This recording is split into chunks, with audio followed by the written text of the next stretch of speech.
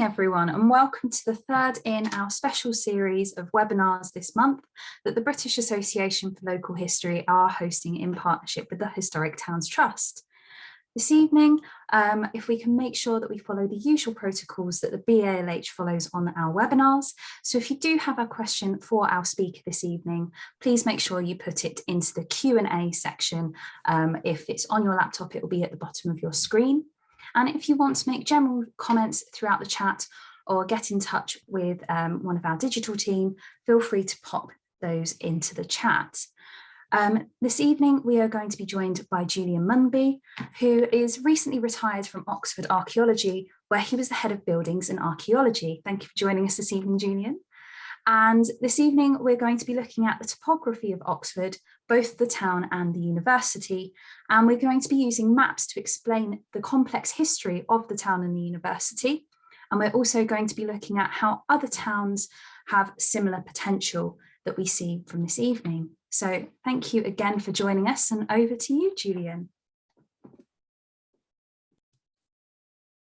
Okay, is that Yes, that's sharing on your screen now.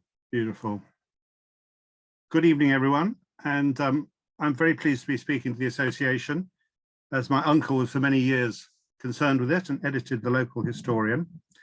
And I'm going to be talking about Oxford and other towns. So I'll start off with this delightful, one of the most crazy maps of Oxford, which is a 3D map produced where all the hills were in green, all the hills were in blue and the rivers were in green. But it's rather good for showing the situation of Oxford sitting in the middle of river valleys. Sorry, I need the, I just got to get my screen down.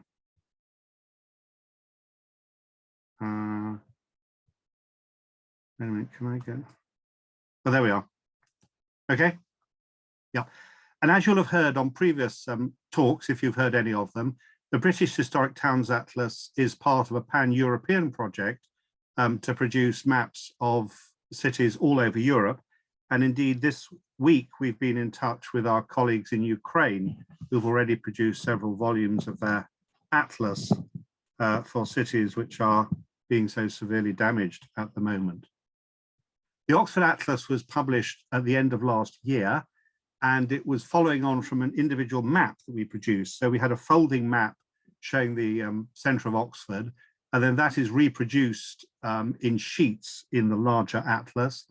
And the atlas consists of a book with quite an extensive footnoted history of Oxford and a gazetteer. I must say immediately, this isn't all by me, this is by a team of experts on the medieval, early modern and modern town, and people have been involved in making the maps and getting all the material together. So it includes a map of the town with a whole series of illustrations, over 100 illustrations from historic views of Oxford, of which we have a large number. And it also has subsidiary maps, period maps, showing the town at various stages, and then analytical maps like ones showing the parishes. And you'll see some of these later on. And then we've been very lucky, we've been able to reproduce some historic maps in college archives and in the Bodleian Library. And again, there's a considerable number of those and some very outstanding early maps of Oxford. So I don't wish to put Oxford in the first place, but it does have as many illustrations and historic maps as any other historic towns in this country. The map itself is a scan of the 19th century Ordnance Survey map. Some of the earlier atlases used sort of made up earlier maps, and we've gone for the first edition 25-inch map on which we overlay vanished buildings like medieval monasteries or parts of colleges that have come and gone, and we show the surviving medieval and early buildings in different colours. I'm going to look at some other towns that have done historic mapping just to sort of compare what's happening in Oxford. And there's a splendid map you can get of 14th century Paris, which shows all the colleges on the left bank before they were all rolled into the Sorbonne by Napoleon. And that's a delightful map that also shows the contrast, the commercial right bank of the river, the royal part in the middle with the palace of Notre Dame, and is a delightful, it's rather difficult to find these days, but it's a great treasure. And then, of course, Cambridge, and if we ignore Baedeker's view, Oxford and Cambridge are both obviously extremely interesting for the way the university came into the town. In Oxford, for reasons I'll show you, it ended up on the east side of the town. In Cambridge, it very much was on the west side of the town, overtaking some of the urban areas and the wharfs along the River Cam, but leaving a very vibrant county town beside it, probably more towny in its survival than what we have in Oxford. And Cambridge is a great interest because Willis and Clark, Willis, who's a professor of engineering, who's interested in architectural history, wrote a great architectural history of Cambridge in 3 volumes, together with an atlas volume. And this has these wonderful maps of historic buildings printed on sort of tracing paper. And when you lift them off, underneath, you see what was there before. So this is King's College with its famous chapel and the adjacent colleges. And underneath King's College, it once had a cloister. There were streets there. There were roads going down to the river. And this was done for all the colleges in Cambridge. But curiously, it was never been brought together into a map of medieval Cambridge. In Canterbury, there's a series of maps that have been published, which are based on the incredible work of Dr. Bill Urry, who was the world's expert on Becket and 12th century Canterbury, and produced a map of Canterbury based on the early cathedral rentals. And this one famously actually mapping the route of the knights who came to murder Becket as they came into the cathedral looking for the archbishop. And Canterbury does now have a historic towns map, and we're hoping that an atlas may follow on from that. Let's say they've published this series of period maps. Winchester, where we've also published an atlas, has got an incredible sort of complete documentary history that was produced of the town by Derek Keane, partly following on from the sort of work that was done in Oxford, where there are histories of individual tenements, which have been mapped out at various periods, with reconstructed medieval properties have been shown. And for some of the sources, actual distribution maps have been shown. So here, for example, the single estate of one owner in the early 14th century, and then the division of the great series of property holdings in the 12th century. And Derek Keane went on to work in London with Vanessa Harding on a study of Cheapside, which has reconstructed the topography of the centre of London, again with a mapping of properties at various dates and very detailed property histories. And these are rather unique because apart from Winchester and London and some work in Oxford, less of this has been done elsewhere. Though in Southwark, Martha Carling worked on the property history, in this case, a fantastic series of inns running up the high street of Southwark, and has plotted those out. And in Bristol, there's a survey of Bristol being done by Roger Leach with a map of properties. And likewise in Southampton. Now, the Bristol one, quite a lot of that is post-medieval sources because they've got good corporation records and other late records. In the case of Southampton, there's a series of properties belonging to monastic houses, some of which ended up in the ownership of Queen's College, Oxford. And in publishing the cartularies and bringing together all those documentary sources, a map of medieval Southampton has been built up. It's not actually a separate published survey volume, but the map of the town has been reconstructed from those sources. Sometimes there are sort of single sources, and at Coventry, the register of the Coventry Priory has been used to reconstruct some of the streets, though these have been done in diagrammatic form. And this is always the problem, is you can often find out the succession of properties, because title deeds refer to who lives on the left side and who lives on the right side.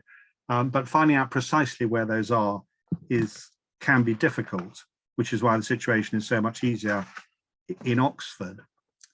There was a great project was started in Norwich based on a series of rolls of enrolled property histories, which sadly came to an end with the death of the person who started it. And some of that has been published. So there are some of the property histories for Norwich have been worked out, but there's still a huge body of information there that is waiting to be worked on. Another single source town is Gloucester, where there's a wonderful rental that goes down the streets, showing you the houses on each side of the road. And that has been that has been subject to some analysis of properties held by various people and the size of rents. But I'm not sure of the extent to which there's enough other sources in Gloucester to work out detailed histories. And in Hull, there is a rental of the town, a fee farm rental of the town, which has allowed the medieval plan of that port town to be reconstructed. And Hull is another town that's now produced a map with an amazing amount of information about its later history as a whaling and chemical centre. And I suppose the most famous one of all is Winchelsea, which interestingly the map has not been reconstructed from individual documents. It's been reconstructed from a single source, the original foundation rental, which gives the area of each plot, not even the measurements, but the areas. And some wizard actually managed to turn this into a map, which is fairly plausible and does work and can be related to some of the existing buildings. And there's been an analysis recently of the ownership and the topography and the surviving structures on the site. It's mostly green fields, but cellars survive in various parts, which can be linked. And then it hardly deserves to be here because it's a very small town, but I've worked on Portchester, where a completely bonkers canon of Titchfield Abbey listed every single strip in the fields and every single house in the town. He catalogued the entire library. He produced an edition of their court rolls. He produced itineraries of how to get to all the other monastic houses and produced indexes. He indexed everything he could get his hands on. So he certainly was somewhere on the scale. But as a result, it's one of the few villages in England where you can actually show where every villager had their house and where they had their land in the fields. So just to summarize that, there are towns that are sort of very well recorded, towns that are quite well recorded, other ones where you can work on single sources, and some towns that really are rather lacking in much that's of use at all. Anyway, in Oxfordshire, we've been having well, apart from the earlier stuff I'll tell you about presently, even in my lifetime in the 1970s, we produced a survey of historic towns of Oxfordshire, which partly involved assembling the archaeology, so here for Dorchester, and also involved going around dating the buildings and actually providing sort of, as it were, phase plans of the town's development. The first volume of the Historic Towns Atlas in the 1960s included Banbury, and since that appeared, the great castle of Banbury has come and gone and been dug up and vanished beneath a great shopping centre. But it did manage to answer the crucial question of where was Banbury Cross, which was not where it is today, but is where that yellow, the bright yellow cross is on the map. So when it comes to Oxford, there's a lot has been done and there's a lot to do. In fact, the interest in the topography of Oxford goes right back to the 17th century, partly because people like Anthony Wood, writing his history of the university, wanted to know where all the academic halls were. And the halls were the houses where students lived. And so in the 16th and 17th century, people were actually reading records to try and reconstruct not just the early colleges, but the early halls. And he was aided by his illustrator that he found, who was David Logan, who produced Wood's history appeared in 1674, and in 1675 the illustrations appeared, and these consisted of a whole series of views of colleges done in fantastic, almost archaeological detail. So at the bottom there, Gloucester College, you can see the ruined remains of the medieval monastic college surviving in a later foundation. And based on the early picture map by Ralph Agus, produced in the 1570s, which is always rather alarming because it makes Oxford look like a sort of garden city with nothing in it, David Logan was persuaded by Wood to have another go. And so the sort of central illustration of his great book of the college pictures is this aerial map view of Oxford. And this is, I can't say it's the size, you can see it on the screen. This is, as it were, slightly larger than A3. That was the size of the copper plate. And it is mapped in the most incredible detail. I mean, I always say it is the most detailed of any of the European town plans. And I say that with some knowledge of having looked at them all, because this one does show pumps, it shows bowling greens, it shows gardens. I think David Logan climbed up every tower he could find and looked over every garden wall to see what was there. So here in the heart of the university, we have the gardens of New College with their mound, and then St Mary's Church over to one side, behind the Bodleian Library. And in the centre of the town, we have Carfax Church and the Conduit. We have the Pillory in the middle of Cornmarket Street. We have the Butcher's Row, the Shambles in the middle of Queen Street, and just the edge of the castle ditch there. And every time, well, either with existing buildings or looking at other records, most of this map can be verified as being a fairly accurate, or very accurate representation of what is there. So sometimes it's telling us what we know, sometimes it's telling us what we really don't know. So in the suburban street to the north, St Giles, the great street that goes up from St Mary Mag Church here towards St Giles, we discovered that everyone had front gardens, which had a little stream running along with bridges crossing over into their property. The one on the left there survives today at St John's College. That still has its front garden with a stone wall around it, but all those other ones have disappeared, and so have all the buildings around the church. And and again, and also the North Gate at the top there has disappeared. So this map is a constant point of reference for discovering what's there. Then we have the surviving buildings of Oxford, and Oxford, of course, has a huge number of listed buildings with all its colleges and churches and public buildings. But in fact, it only has about 10 medieval houses surviving. So of the views, this is a view by William Turner of Oxford of the Cornmarket Street, about half those houses have disappeared, and of the surviving ones, most of them are post-medieval. So this plot on Logan's map has got the churches shown in red. It's got red circles for the surviving bits of medieval houses, and the blue lines are streets with a predominant number of surviving post-medieval houses. So a lot has gone with the colleges, a lot has gone with the rebuilding of the commercial centre. So we're nothing like a Salisbury or a York for having very large numbers of medieval buildings surviving throughout the town. They're a bit few and far between. But the ones that have disappeared partly are made up by these appearance on early maps and what someone like Logan shows us, and also by a very large number of topographical illustrations. And we have the Butlers, father and son, who pretty much made a systematic record of the streets of Oxford. So in the case of Castle Street at the top, every single house in that has gone, apart from the one at the end on the right, which has just been tottering over a development site recently.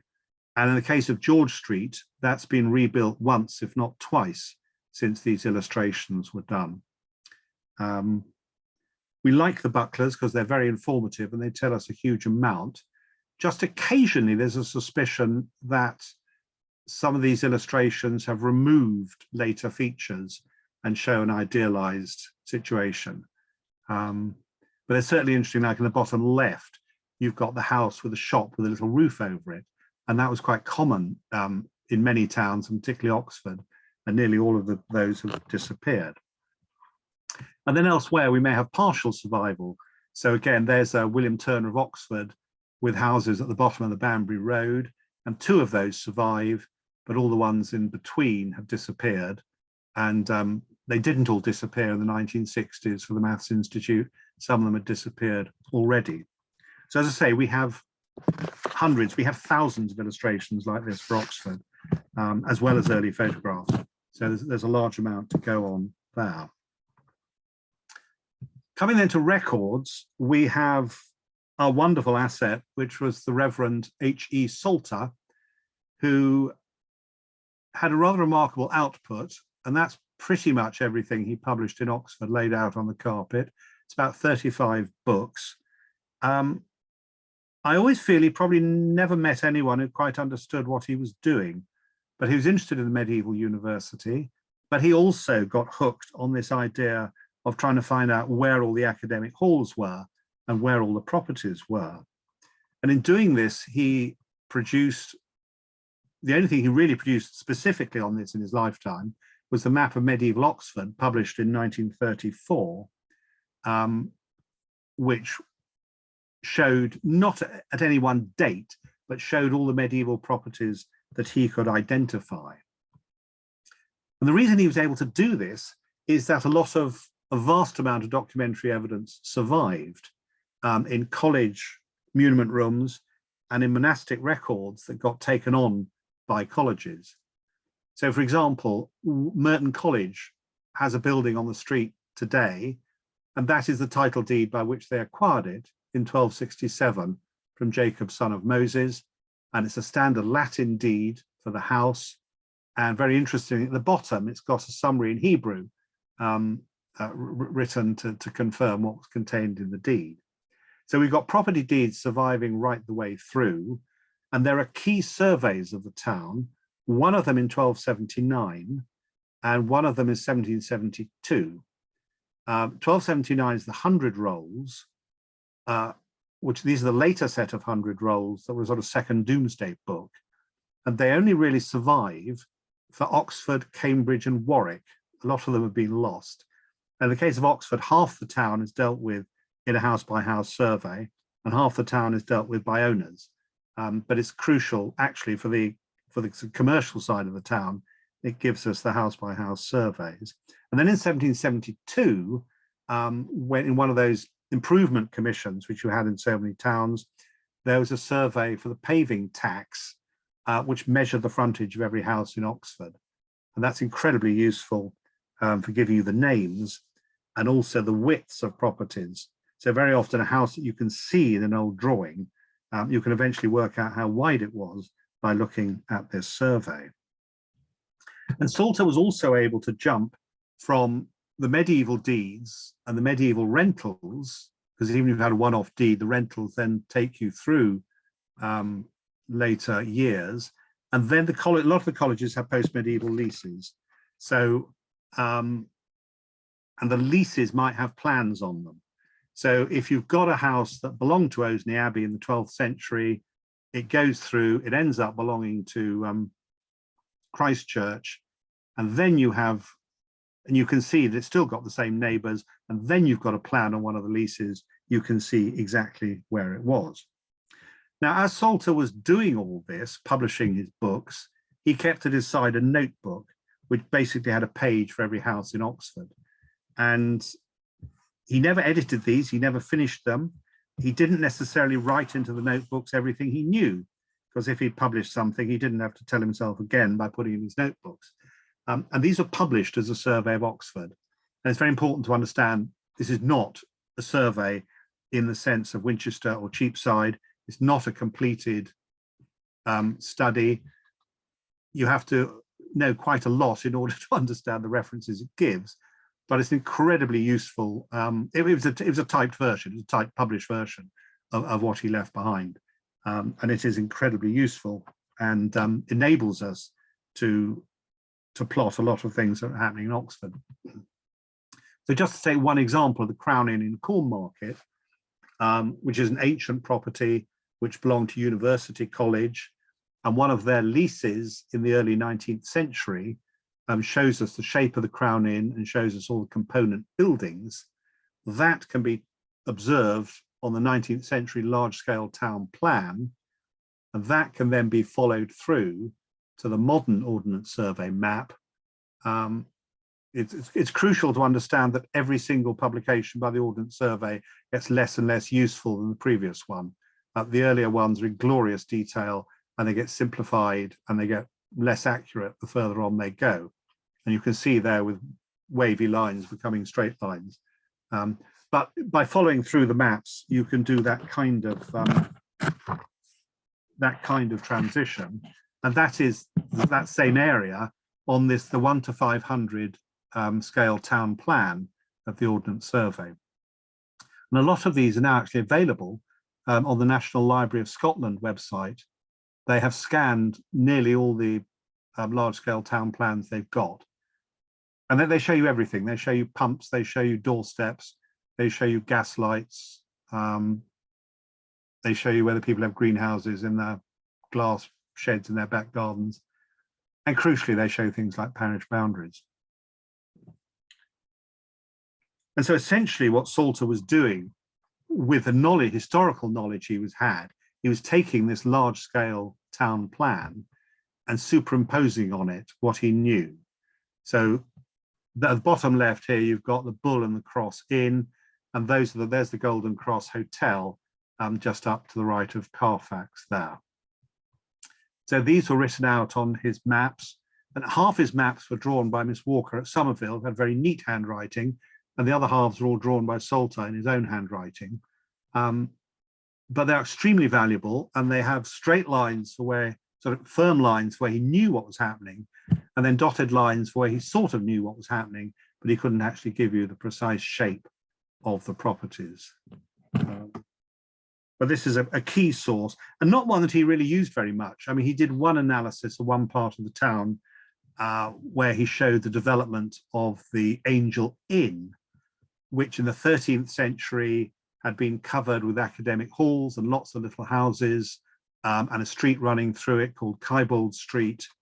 And then as the inn grew, and then as University College grew, that little street disappeared, the inn grew up, other houses appeared on the high street, and the little medieval crossroads was simply left as Logic Lane, which has this unexplained kink in the middle where the crossroads used to be.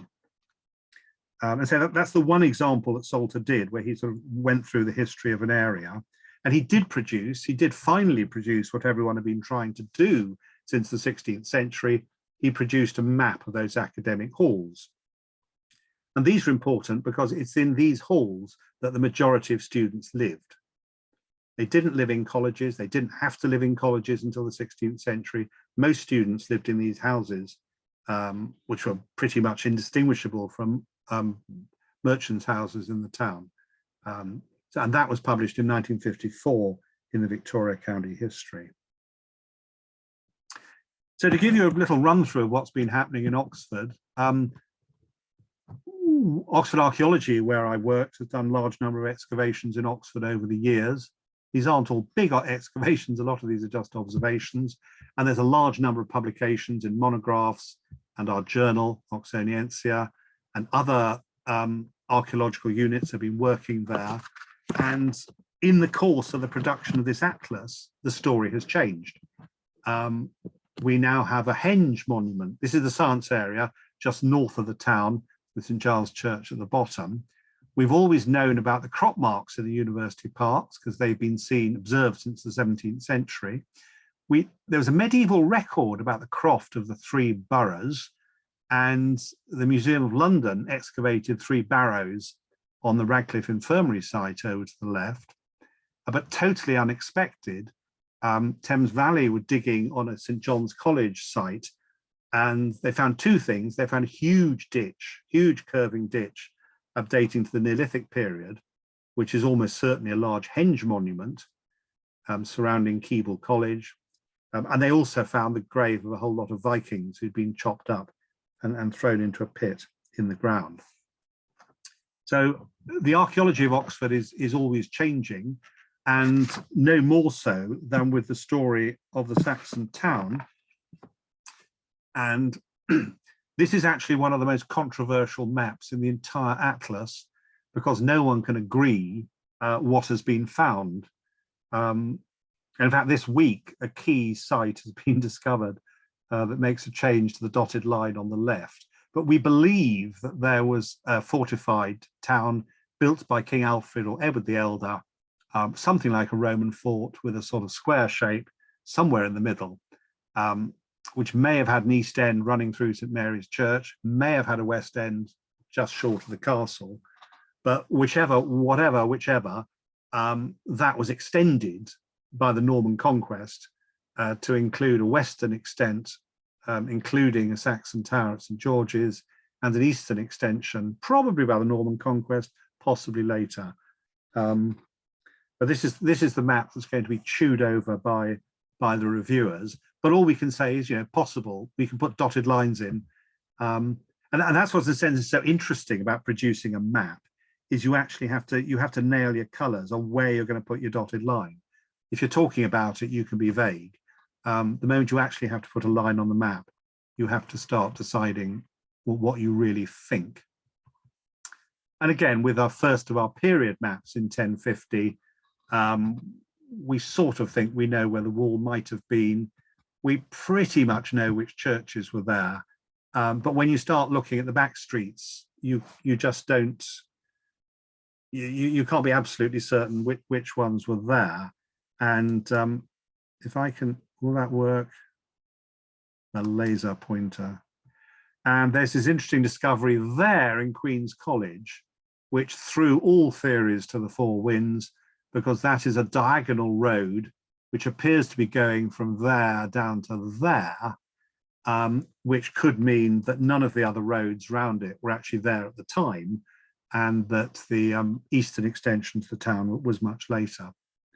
But these are the sort of questions that archaeologists love discussing and arguing about, and those arguments will continue. We're a bit more certain by 1150, when we know the castle is there, and we pretty much know that all the churches are there, and the circuit of walls is certainly complete. And we've got the royal house, the king's houses, in the top left there in the north suburb. And then in 1279, as I said, we've got the 100-roll survey, and that gives us certainty on the area that was built up. And one of the interesting things is that there's entire areas, like on the west of the town, that we know were built up at this period.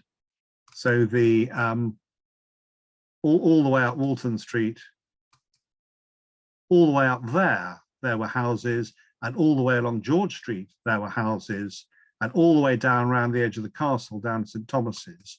And a bit like the medieval countryside, this was a sort of high point of population, with expanding population, people living everywhere. And Oxford basically shrunk after that high point, and didn't grow again. I mean, it grew internally, but a lot of those areas where there was housing at that date ceased to have housing for a very long time. A particular interest of mine is tracing the stone houses, the Norman houses in Oxford, of which quite a number are documented as great stone houses.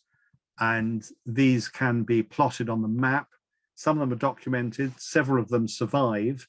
In fact, we keep on discovering them in topographical drawings or digging up bits of Norman windows. And one thing that's quite interesting about these houses is that they're not related to the Jewry. The Jewish quarter in Oxford was in St. Aldate's, and the site of the, sorry, I'm just going to get me a pen up again. The site of the synagogue was just there.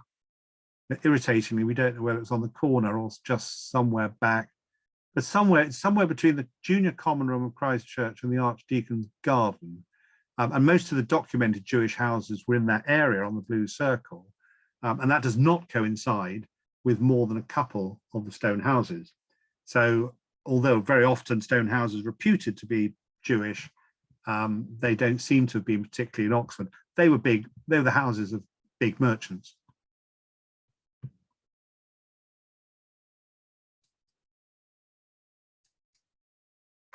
And there's a nice example of one drawn by James Green in 1750. And there above the door is the outline of a Norman arch. And we didn't know where that house was until quite by chance another drawing turned up which showed the house being demolished. So we now know it was in Castle Street and it was Billing Hall.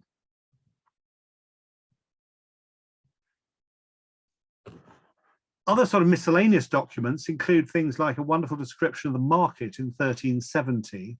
And Oxford had one of these street markets, not in a marketplace, but spread out along the streets. And there's a very detailed description of where it was that you could buy firewood or straw or hay and grass and rushes and pots. And we plotted that out for the map.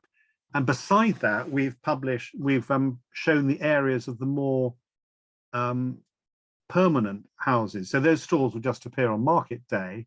There were also areas like the drapery and the goldsmithery and the spicery, which may have been no more than a concentration of sort of 3 or 4 or 5 shops, but they had that name, so they were recognised as being there. And the Butcher's Row was down in Queen Street slightly later on. The butchers started at Carfax and moved off down there, and no one wanted the fishmongers, and they all ended up underneath the town hall in a series of shops down there. So that's just a nice chance document that gives us a chance to make a map and show the spatial setting of the market. Oxford as a whole, as I said at the beginning, sits in a river valley. Everyone now loves playing with LiDAR maps. And this is some of the Environment Agency LiDAR mapping for Oxford, showing showing the sort of maximum flood situation. But the medieval town is there at the heart of the,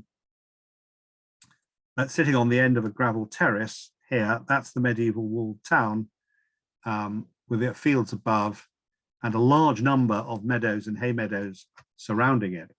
And quite a lot of the archaeology of Oxford has been tracing the developments of the early river streams and the growth of properties and bridges and roads across the floodplain. So there's been a lot of archaeology south of Folly Bridge, the Grand Pont going down to the Thames, and discovering a whole lot of streams that are there in the sort of, as it were, late prehistoric period, and then gradually get turned into much smaller regular streams with the buildings of bridges and houses that have been excavated alongside show the gradual formation of the roads and the buildings of a regular series of properties over what had been an irregular series of islands. The bridges themselves are of interest.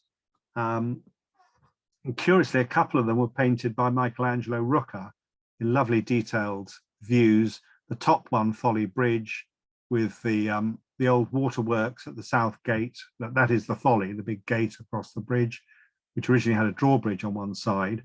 And on the right there, although it's empty today, that is the main wharf, that the Thames wharf for stuff coming from London.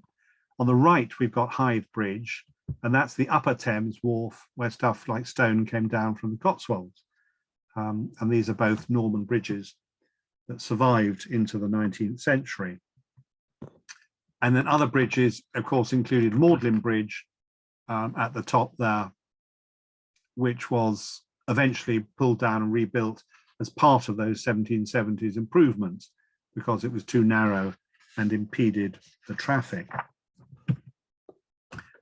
Much archaeological interest has been expended on the castle in recent years, because after waiting years and years for the prison to close, that finally happened in the 1990s, about 50 years after cast iron promises were given by the Home Office that it was just about to close.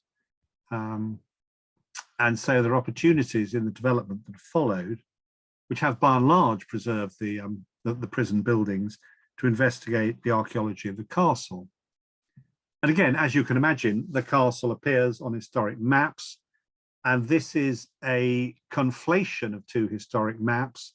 Isaac Taylor's map of 1750, when the castle was still there, and Fadden's map of 1789. And Fadden actually got hold of Taylor's copper plates and recut them. So Fadden's map shows the new road cut through the castle and shows the new castle jail, which enables us to correlate the relationship between both of them and gave us a steer on what was there. There are also views of the castle by Ralph Agus, the early 16th century map, which is our only reliable view of the medieval castle before it was taken down. I tend to discount Holler's view because I'm not actually sure that Wenzel Holler actually ever came to Oxford. If he came, he didn't stay very long, he didn't look at anything. I rather suspect he drew his map from a copy of Agus. But one of the incredible sources we have is a lawsuit in the early 17th century, when Christchurch had bought the castle from the Crown and immediately entered into a lawsuit with the city about what they'd bought, because of course the city already owned all the property around the castle and Christchurch liked to think it had bought it. As a result of this lawsuit, there are a huge number of depositions taken from all the saddest and wisest and oldest people in the parish. And although sometimes they speak the language of the constable, which suggests that someone is putting words into their mouth, they do describe the shape of the castle. There were witnesses who were there when the West Gate were taken down. There are people who could remember the castle walls going right down to the water on the edge of the ditch. And it's a very precious description of the castle. And then their testimony was expressed on this map. And the map shows in equal detail, once you realize that the water, let's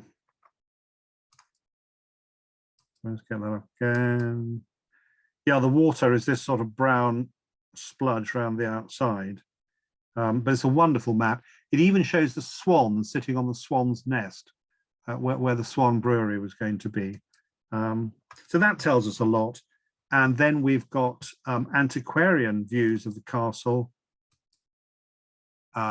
drawings by Burgers, Michael Burgers, done for Thomas Hearn. Thomas Hearn was great for getting people to do archaeological illustrations with all these sort of ABCs on them. And this one shows the ruins of the old Shire Hall on the right. And then we got other illustrations, like Rooker did another picture. And this is totally correlated by the archaeology, because there are people gravel digging. And when we came to do the excavations there, a lot of that part of the castle had been destroyed by gravel digging. But there's a whole series of those illustrations and other ones by Malcher, the local artist. So these are two charming little drawings of parts of the town ditch, sorry, the castle ditch, gradually filling up with trees just before the road was cut through. And once you've got enough of these views from all different directions, you can start putting together a sort of 3D image in your mind. And add to that all the excavations we did, with much discussion and argument, and even some last-minute changes that aren't shown on this image on the right. We gradually worked our way through depicting the castle, its earthworks, and its ditches. And a tiny bit of this is already out of date with some archaeology that's taken place in the top right-hand corner of the castle there, with excavations being undertaken at the moment, which have possibly introduced yet another Saxon ditch that we knew nothing about. So after the castle, we've got the royal houses, which are known as Beaumont, in the eponymous Beaumont Street. And little bits of this survived until the 19th century, when when Beaumont Street was cut through. This is a very important house because the king coming from Windsor would stop at Reading, would stop at Wallingford, would stop at Oxford on his way to Woodstock. where he could go hunting and have a jolly time. Beaumont itself survived as an estate, which was developed in the 19th century. It's shown on early maps, and a certain amount of archaeology had been undertaken. Burials were observed under the road in the 19th century, and excavations for the Sackler Library, doubtless soon to be renamed, on the upper right there, found the tree pits of a garden and the corner of one building, whereas all the other buildings we knew about, which went to the Whitefriars, were down at the other end of the street. And that also is the location of the one documented medieval tunnel I've ever come across in my life, because the Carmelite friars, having been given the site of Beaumont, got permission to dig a tunnel from their old site on the west of the road through to their new site. But there's no evidence they actually ever did it. So it's a documented tunnel, but it probably never happened. There are monastic sites, and here in the west of Oxford, we've got Rewley Abbey, just north of the station, and Gloucester College, which you already saw right at the beginning in Logan's drawing, where the little houses belonging to all the different monasteries still survive in Worcester College. At Rewley, again, it was recorded by burghers for Thomas Hearne in very great detail. There are views of it. There are 3 exterior views that allow you to reconstruct the building. And some of those buildings survived right down till just before the railway came. And this is a lovely view by Turner of Oxford that's turned up recently, showing the last remains of the abbey there, and its moat still, and its bridge still surviving on the approach road. A number of excavations were done there, and which didn't find as much as they might have done because they were just trial excavations, but it allowed us to discover the confines of that moat and the outline of the church. Wickedly, they built a road right across it, and there are houses on the east end of the church. But if you peep through the actual site, the main site of the abbey is preserved in the business school garden. And if you peek through a hole in the wall, you can see where that was. At least we know where that was. With Oseney Abbey, it's all rather mysterious, because we've got a lovely drawing commissioned by John Aubrey of the abbey that was, one building surviving, various bits of stonework that are observed, but of the church itself and the cloisters, which are underneath the big civic cemetery there, with the east end somewhere underneath the Great Western Railway. You tend to stop there if a train is waiting outside Oxford Station. We don't really know where it was. I mean, bits of stonework have been seen in burials, but that's still a bit of a mystery. That's not the case with the friars' churches.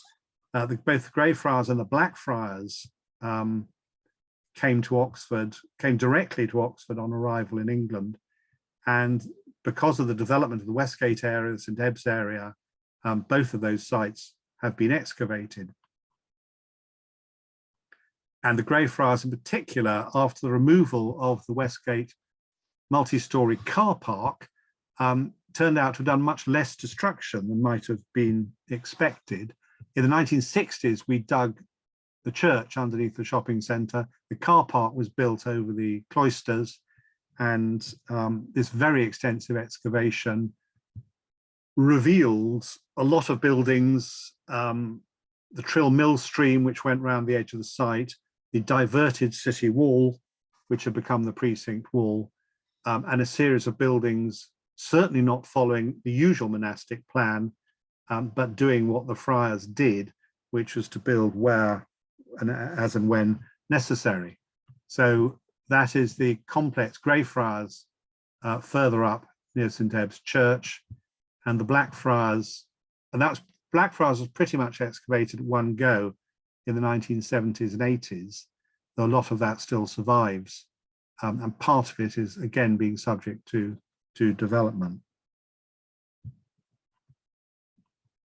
So coming finally to the university,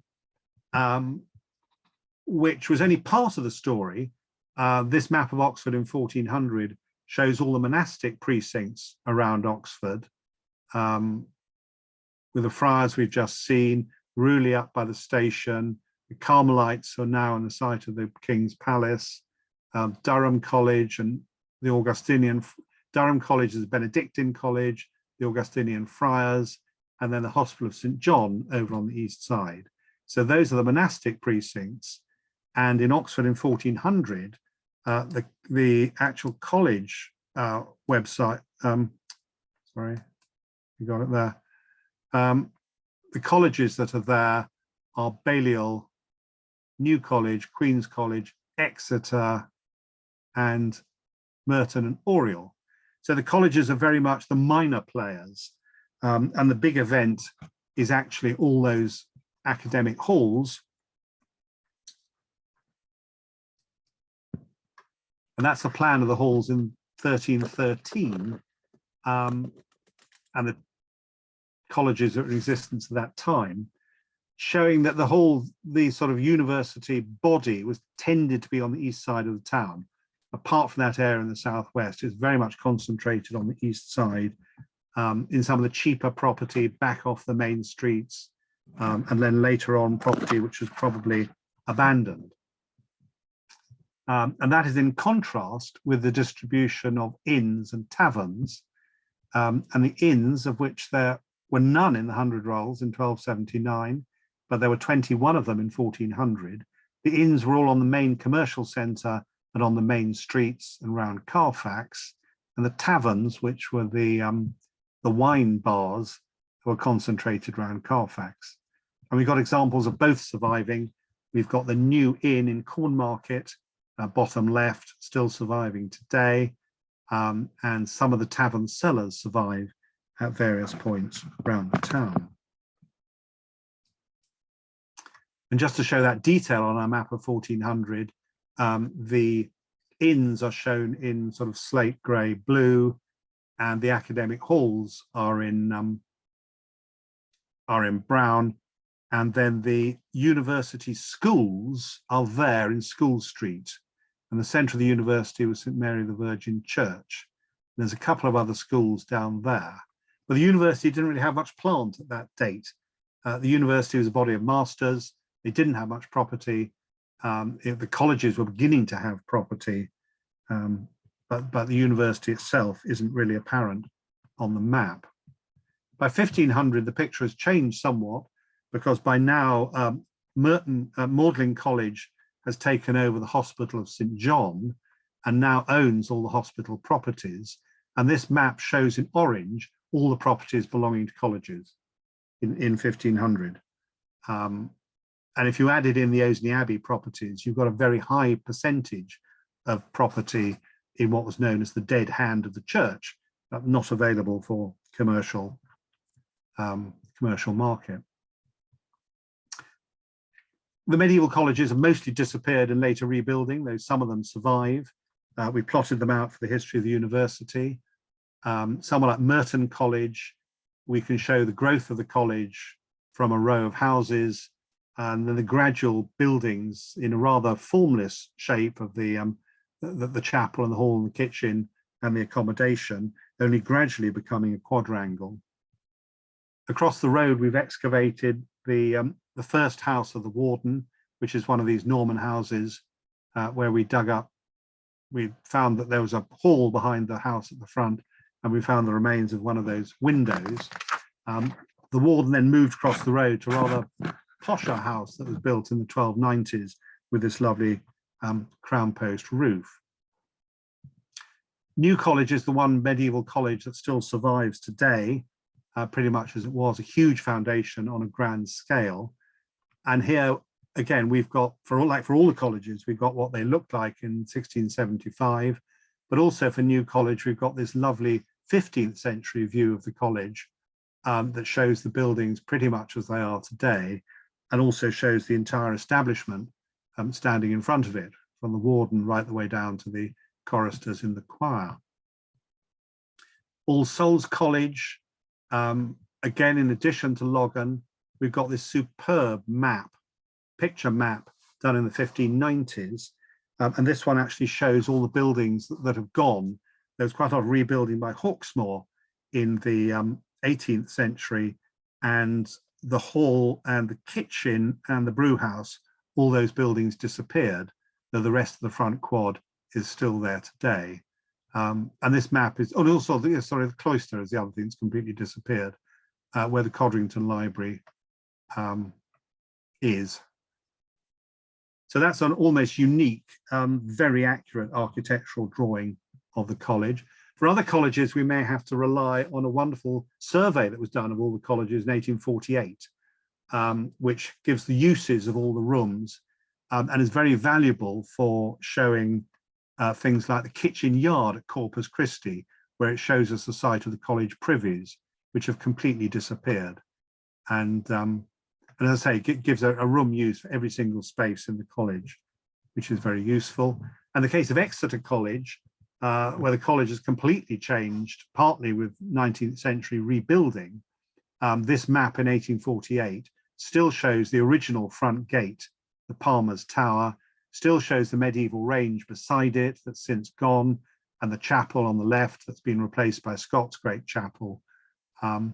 All of this makes sense if you understand that the city wall was running north of the college and there was a road, Summoner's Lane, was running through. And this 1848 map is a crucial link between the earlier and the later college.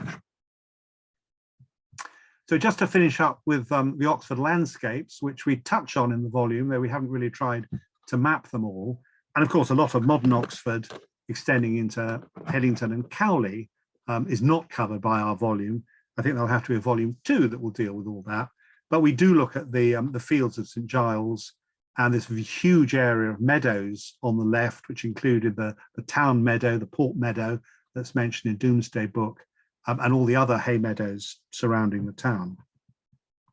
Here we're very lucky, like Cambridge, that we've got a 14th century terrier of the fields, albeit in a 16th century copy. And that was published by Salter, though he doesn't seem to have realized that there was an 18th century map, which we reproduce in the atlas. And this shows all the strips in the open fields. So this is turned sideways, St Giles is on the left, and this is going northwards up the Woodstock and Banbury Road, and shows that large area of the furlongs of the heart of the medieval field system. And there are just enough common groups of properties recorded in the 14th century and also recorded on this map that I think it's going to be possible to use this to plot out the that medieval survey. Something I've been planning to do for the last 50 years and might just get around to doing. Of course, as well as that map, St John's College have got the enclosure map for North Oxford, which was the precursor to the buildings of all those, the Victorian suburb. And most valuable of all, they've got a very faint map that shows both. There's a map that shows the 1760s fields and also the enclosure fields. And as the 1760s map is on vellum that's slightly expanded, you can't simply take that and digitize it. It doesn't work. But this this map that shows both is of key interest. And that now is just to run out on the post-medieval maps, that is the one original we've got of Agus's map in the Bodleian Library, because sadly that is the only copy we have, and otherwise we've only got an 18th century copy. That has been mapped out, and that in itself is a really interesting exercise, which Giles has worked very hard on trying to get the information on that map expressed on a modern map. Because one of the interesting things is it actually turns out it wasn't quite the garden city it appears to be, because Agus had spread it all out and put in trees. Then we've tried to map the Civil War earthworks, shown on de Gom's wonderful map of the city under siege, where he could plot the royalist earthworks, but could only guess where all the rebel earthworks were, which rather means they're up the hill where Oxford Brookes is now, at the top of Headington Hill. And we still don't really know where those are. But that was, we've not only got de Gom's map in 1644, we've got a marvelous 1689 imaginary painting of Oxford done by the Earl of Dartmouth, who was the descendant of the governor of Oxford. And it has been a really, really interesting task getting that put down on the map. And particularly as my colleagues, week by week, kept on discovering new sites. This one up here only got in at proof stage because they found something just at the last minute. And a whole lot of stuff there from the Westgate excavations has to be worked in. So this is a really interesting task where you're putting together the topography, the stuff that's shown on Logan and other views, and the archaeological discoveries. Compared with which, mapping Logan, and there, by the way, at the bottom are those civil war earthworks, mapping Logan is fairly straightforward issue. But this then raises other interesting points, is that Logan is actually partly showing you land use. He's showing you things like market gardens, college gardens, and fields. And so we begin to have a sort of land use map of Oxford, quite apart from showing the colleges and their precincts. Well, that's brought us quite a long way from the medieval town and this the lovely misericord of New College, showing William of Wykeham welcoming in his students and sending them out into the world on the other side. But I hope you can see some of the wealth of information we've got for Oxford. And I can only implore you to go and buy the atlas so you can discover what the team have managed to do with it. Thank you very much. Well, thank you so much for such a fascinating talk, Julian. And thank you for joining us this evening. For those of you that are here, we'll just go through the questions. Please make sure that you are putting them in the chat, as that is the only way that, rather the Q&A sections, that's probably the only way we're going to get them this evening. So the first question that we have is from John Tomlinson, who's asked, do these maps of Oxford tell anything about the drainage and the sewers in the medieval times? No, but we do include an illustration of Ship Street, which shows a drain coming down the middle of the road. And we know from archaeology that there was a drain down the middle of High Street. And there are views of Cornmarket that show a sort of ditch down the middle of the road. So we believe that by and large, the drains were in the middle of the streets. And the big event in the 1770s is the creating of pavements and drains at the side of the street. And all the other drains are sort of post-medieval ones, of which there are a number that were then followed up by the Great Victorian main drainage. But that happily is beyond the remit of our atlas. That'll have to be in volume 3. Sounds like there's going to be plenty of volumes. So Nick Baxter has asked about the fact that he's fascinated by the Saxon town and the mention of the Vikings. And he is explaining some of the different sections there. He wondered whether you could shed any light on this particular episode. Is that something that is familiar to you? So is that the Vikings that we found in the burial? Yes. Yes. Oh, right. Yes, sorry, I can.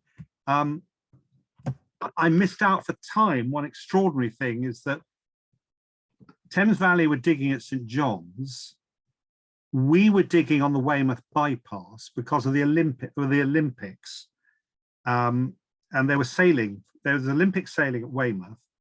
And up on the top of the downs outside Weymouth, we found a pit with about 30 Vikings in it.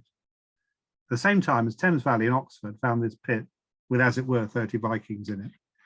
And it was a war crime. They'd been seriously smashed up, chopped up and all that.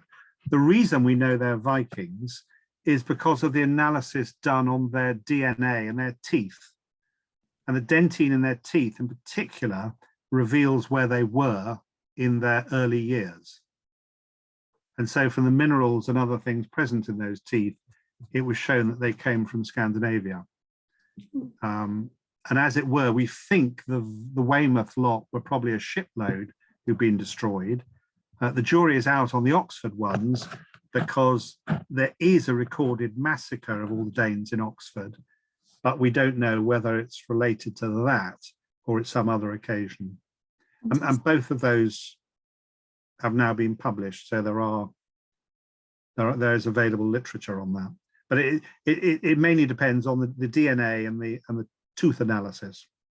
Sounds very interesting. So Deborah Stock has asked, what is Orifabria as shown on the market map? And apologies, any Latin scholars, if I've mispronounced that. That's perfect. It's a goldsmith. Arum is gold and a faber is a smith. So it's the goldsmithery, Fantastic. goldsmiths area. And then we've got Hayden Charlesworth asking, is there much evidence for warehousing beside the river at all through the mapping? No, that's a good one. We have the wharf down by the river. And I think that house at the house at Merton College, the Norman house opposite Merton College, I think was a warehouse. I think it was a cellar and solar that we often get recorded in documents, because the room that became a stable was a sort of bare room with no windows. I think that was a warehouse. What we do get down by the rivers later on is all the brew houses, but I don't think any of the trade was going on those small streams and backwaters. So no, we're not like a King's Lynn or a Hull with stuff happening right down by the riverside. And I suppose also we're not trading. We're simply largely, this stuff is being supplied to Oxford, or in the early days going out of Oxford. Absolutely. So Caroline Barron has asked, why did the colleges commission the survey in 1848? Oh dear. That's a mystery. Gosh, that's another really good question. Yeah, lots of difficult questions this evening. I think it's too early for the commission. It's too early for the Royal Commission on the colleges. And it is one of those funny things. It was in the university archives, and they obviously thought it wasn't like a lot of things. They thought it wasn't an archive, and they threw it out and ended up in the Bodleian Library. Do you know, I'm going to have to find out about that, because I mean, it was so. I mean, obviously it's a time when things like tithe maps, everyone's going around mapping everything, but they were largely of use to the colleges in showing, you know, all the porters' broom cupboards and things, and who paid for it. Oh dear, back to the That's a volume 4 now, surely, Julian. And then we've got a message from Colin Riddler, who has asked, when was the town wall on Broad Street demolished, and will there be a historic towns atlas of Cambridge? Well, you better ask Cambridge about that.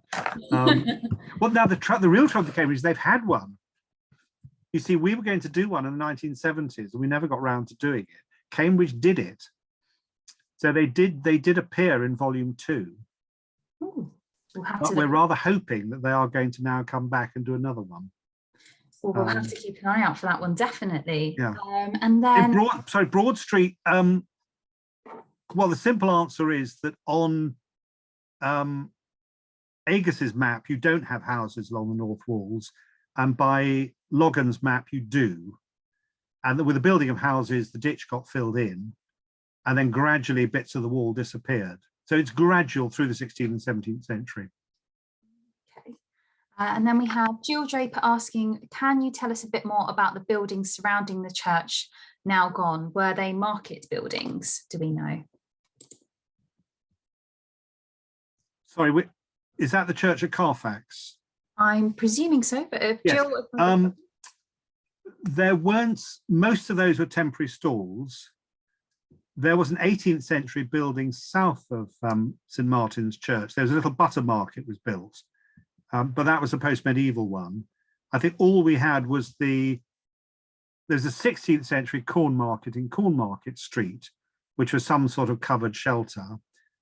Likewise, the Butcher's Row in Queen Street, I think, was 16th century. So everything else was temporary stalls that would have come and gone. And we don't have a proper fair like Cambridge or Winchester with a fairground. So no, I don't think there are any structures associated with marketing. Okay, and Caroline has just put in the chat that there's a historic towns map of Cambridge in production at the moment, and it should be finished and available by the end of 2022. So that's Christmas sorted for some of us. And then Vanessa Emmett has asked, is it correct that the North Parade is the northern limit of the royalist defences of the Civil War? and the South Parade the southern limit, or is that an old wives' tale? Do we know? Yes, sadly, it's probably not true. Well, partly, as I've shown you, the defences never went quite that far. And there's no historic evidence that those names survived. And there's a wonderful book called there's a Gazetteer of Cheltenham that was produced, which actually has a lot of names in it that you realise occur all over the place in towns. And these names like Parade and Somerstown are quite common in places like Oxford and Brighton and London. And that once one of these names is used somewhere, it gets used elsewhere. So I think the parades are borrowed names from elsewhere, like Summertown and Somerstown, and don't bear any relation to what the army was doing. Fantastic. And then our final question of this evening, and thank you so much to everyone who has asked them so far. And also, Julian, you will definitely see down the side of the chat so many comments saying, brilliant talk and thank you so much. So it has been very popular this evening. But Vanessa Harding has asked, you mentioned stone houses, and obviously there are stone walls and churches. Do we know where the stone comes from, and is it all of the same type of stone? Right, well, the rule of thumb is that the early stone is Corallian off the hills round Oxford, the coral stone, which tends to be water-worn and very recognisable. And we get that in, well, St George, the two Saxon towers, and also used in buildings. There's a sort of local stone from Headington and Wheatley, the local limestones, but the better stuff comes from Tainton over near Burford. So the answer is yes, pretty much we do know where the stone is coming from. And some of it is very local up the hill in Headington, the Headington quarry. And of course, a lot of late stone came from there, which is very poor quality. But the other thing about Oxford, it is on the sort of stone timber boundary. So there's quite a mix of timber framing as well as stone building.